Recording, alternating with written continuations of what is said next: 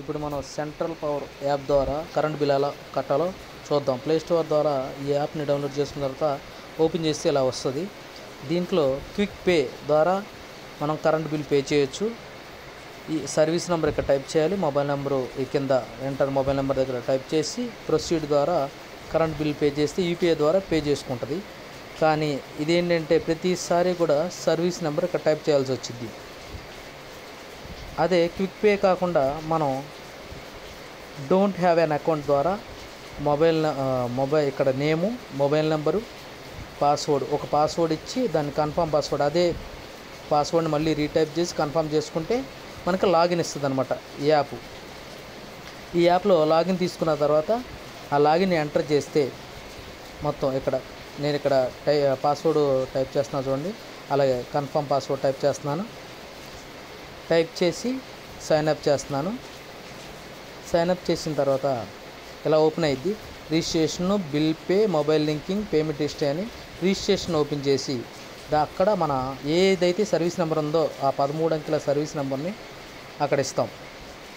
అలా ఇచ్చి first register చేసుకోవాలి. ఆ సర్వీస్ నెంబరు మనం ఏదైతే నెలలా పే చేద్దాం అనుకుంటున్నామో ఆ సర్వీస్ నెంబర్ని అక్కడ టైప్ చేసి రిజిస్టర్ సర్వీస్ అని నొక్కితే మనకు అది రిజిస్టర్ అయిపోద్ది అన్నమాట. అప్పుడు బిల్ పేలోకి వెళ్తే ఆ రిజిస్టర్ సర్వీసులు ఎన్నైతే మనం రిజిస్టర్ యాడ్ చేసుకుంటామో అన్ని నెంబర్లు అక్కడ కనిపిస్తాయి.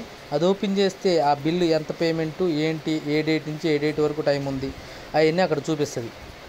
అలా చూపించిన తర్వాత పైన పేమెంట్ ద్వారా అలా పేమెంట్ నొక్కి ఇలా బిల్ డెస్క్ అని చూపించింది. తర్వాత accepted terms and condition okay చేసుకుని మనం యూపీఐ అని ఇలా వస్తుంది. యూపీఐని ఓకే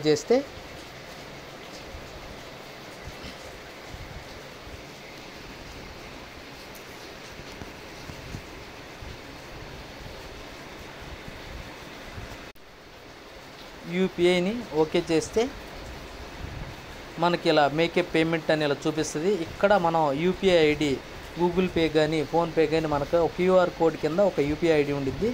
అక్కడ అది కాపీ చేసి పేస్ట్ చేసుకోవచ్చు. కింద ఇక్కడ క్యూఆర్ కోడ్ ఉంది చూసారా, దాని ద్వారా కూడా బిల్ పే చేయొచ్చు అనమాట. మన గూగుల్ పే, ఫోన్పే స్కాన్ చేస్తే ఆటోమేటిక్గా దాని నుంచి కూడా బిల్ తీసేసుకునిద్ది. ఇప్పుడు మనం ఏదైతే పేస్ట్ చేసామో అక్కడికి బిల్లు వెళ్ళిపోతుంది.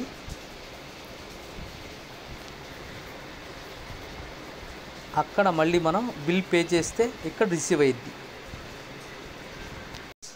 ఇప్పుడు మనం సెంట్రల్ పవర్ యాప్ ద్వారా కరెంట్ బిల్ ఎలా కట్టాలో చూద్దాం. ప్లే స్టోర్ ద్వారా ఈ యాప్ని డౌన్లోడ్ చేసుకున్న